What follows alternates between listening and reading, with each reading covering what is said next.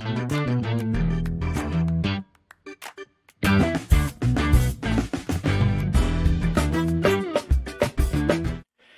and welcome to Jazz After Dark, everybody. How you doing out there? Good? I wasn't actually going to make a video tonight. I had just plans to just sit by myself and drink outside. No, just kidding, right? I always do that with you guys. By the way, tonight is Chestnut Farms. And I actually bought this one. I don't often buy bottles, but I was with a friend, went to a drum corps show in South Carolina. And he said, well, let's hang out after the show. You know, he went with us, actually. And he brought this as a token of his appreciation, his own bottle. And it was phenomenal. This is a Kentucky bourbon here. And it was really good. It's not cheap, I'll give you that, but it was really good. And I partially attributed that to maybe just catching up with an old friend, you know, sitting around outside. We stayed at a really cool place that was in an industrial park and stuff. And part of it could have been I was having a good time just reminiscing, you know? But, no. No, that's phenomenal. That's just good. I don't know what to tell you there. But anyways, I wasn't going to do a video. I was talking with a client, actually, and yes, it's very late at night, and I was actually talking to a client, and we were going back and forth, and after a couple of times, I'm like, buddy, we're not on the same page. Can I just call you? I know you're right there, right? And he's like, you're going to call me. I'm like, yeah, I'm not doing anything. You're not doing anything. Clearly, we're sitting here just bored to death. Let's go over your problem. And it got me, this conversation we had got me thinking, well, I got to talk about this. Is debt good or bad? Depends on who you ask, right? Is all debt good and is all debt bad, right? Like, think of all those odd things. I'm going to go there for a second, so I'm sorry, but this is just to make a point. Think of all the odd things in life that we can't agree on. We'll never agree on. Abortion, right? There seems to be, I don't watch a lot, but this is going on out there. How we treat certain people. There's always the race discussion, which kind of feels a little weird. Like, you know, it seems like we all have friends. We're not a lot of racists out there, but I don't know. I don't partake in that. I don't participate. So I don't know if that exists to the level that you see. But there are just things, right? If we could just be normal people, like there are things we're not going to agree on. And does that matter?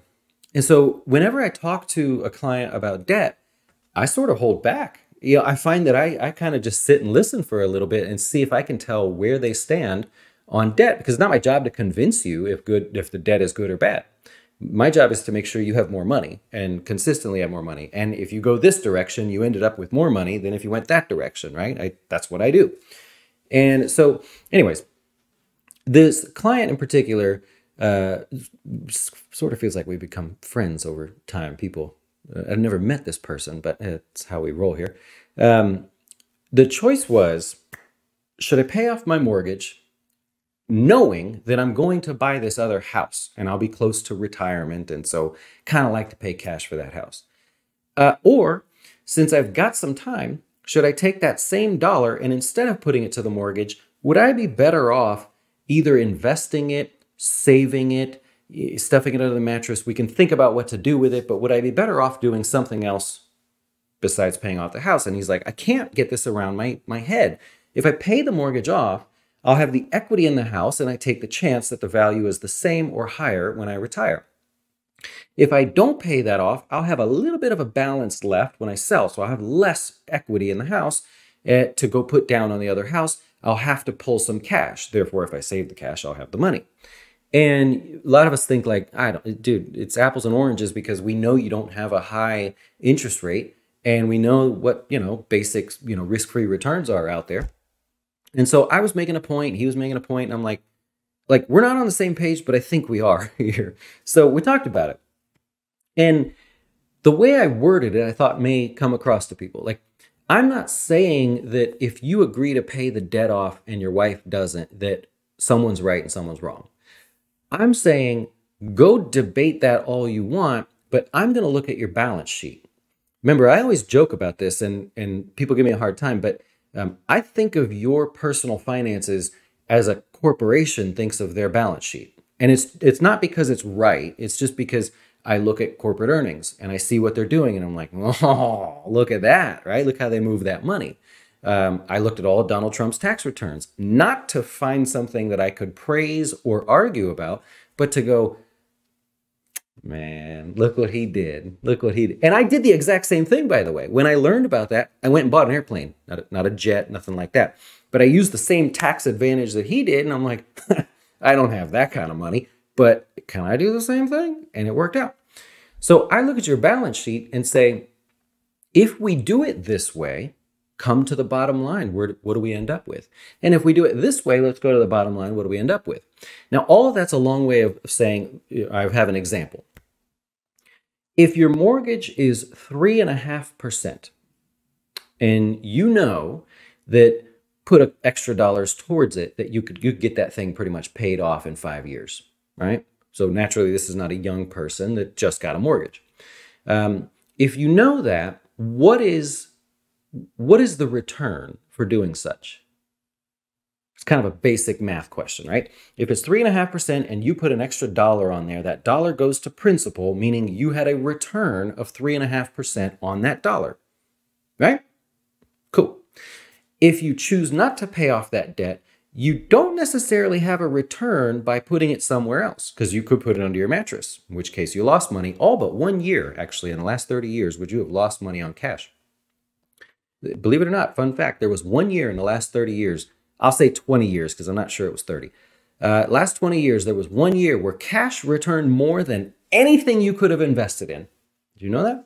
See if you can guess the year. So anyways, there's not necessarily return. I put the dollar over here and I'm going to earn 3.5%. I put the dollar over here, shove it under the mattress. Chances are I don't have a return. So I've got to do something with it. So the way we would word that is we would say, what is the opportunity cost if you were to pay off the mortgage? You had a return of 3.5%, but what did you miss out on for putting that money towards that? Well, it's really easy right now to, and all things being equal here, but it's really easy to put $1 in a money market fund, right? We do that with a lot of our cash here that we're not investing. 5%. Great times, I agree. They're not likely going to stay that way for the next 5 years. There's a chance, but for the moment, we're making 5%. And so the dollar goes to the mortgage for 3.5, or the dollar goes to a money market account or a risk-free treasury, right? They call them risk-free returns, let's say for 5%. The spread there is 1.5%. And so you earned more by having debt. You still had it, not more, I should stop. You had a positive return by continuing to keep the debt in this case. And your positive return at the bottom of your balance sheet was 1.5%. That doesn't mean keeping the mortgage was good. Like, dissect ourselves from the emotional comments for a minute. It's still debt. You owe that person, and that piece, that sliver of the house that you have to pay off is not your house, right? It's not there. However, if we're not sure about the next 5 years, could we not put the money somewhere else as long as the spread is net positive, meaning we earned something for putting the money elsewhere? Okay? We still take the chance that the house value could fall where we have a negative return, and that has to come from somewhere, right? Imagine we're investing, we're a company, we own a house, it cost us 3.5%, we made money from somebody, rent or whatever, and we chose to do something else with it. We have a positive return as long as we make over 3.5%. But if the value of the house drops by 10%, now we had a negative return and we would have been better off paying the mortgage. See? So because of that, it doesn't make debt on the house bad. It makes it a bit of an investment. It's a gamble, right? We don't know exactly. Historically, that person should be more than fine to invest that money in a CD, money market fund. You know, the way we would approach that is say, well, how confident are you in how you want to invest? How confident am I? So we would start with something simple like a money market or a CD. And they go, well, we can go a little bit further than that, and 4 or 5.5%, but there's a little risk there. Stock market returns and everything all the way up to being super aggressive in alternative investments, right? This just as an example. So look at your debt payoff considerations as more of the opportunity cost first. versus having the discussion with your spouse or, mentally with yourself in the quiet corner. Have that discussion. Go, first of all, if I don't care if debt is bad or good, let's put that off to the side. Is this a good move for me? That's all it is. And so there's no room in this video for somebody to say, no, debt sucks, man. No, it doesn't always suck. I mean, it sucks to owe somebody money, sure, but it doesn't mean you're a bad person or something's wrong by doing this. It means that you're thinking one extra level deeper, like we said we would do on this after hours show here, to at least consider the idea of going a different direction, right? That's all I got for you. That's all I got for you today. Like I said, I wasn't thinking about doing one, and then I was like, there's a lot of really sort of touchy things to talk about when it comes to having mortgage debt or not mortgage debt. You now know this doesn't apply to somebody that went out and got a mortgage yesterday at 7.25% or whatever they're going for. You see how the argument doesn't apply? So we'll roll off a whole generation here that's eventually not going to be able to do something like that. And so I just thought I'd have some fun with that. Hope you had fun with me as well, and I hope it made sense, actually, because sometimes I talk, but I've already moved on in my head. You know what I mean? Like when I said a minute ago, I bought the airplane, like in my head, I already moved on to, oh, I got to wash that thing, So I apologize if I did skip around, but balance sheet. What does your personal balance sheet look like? And if it includes debt, is it a net positive return for agreeing to have some debt? And if not, how do we work through that? Anyways, I hope you'll check us out, jazzwealth.com. We are financial advisors. And if you're looking for a good Kentucky bourbon, this is actually really good. Chestnut Farms, second time trying it, but very happy with it. Okay. Adios. Thanks for watching.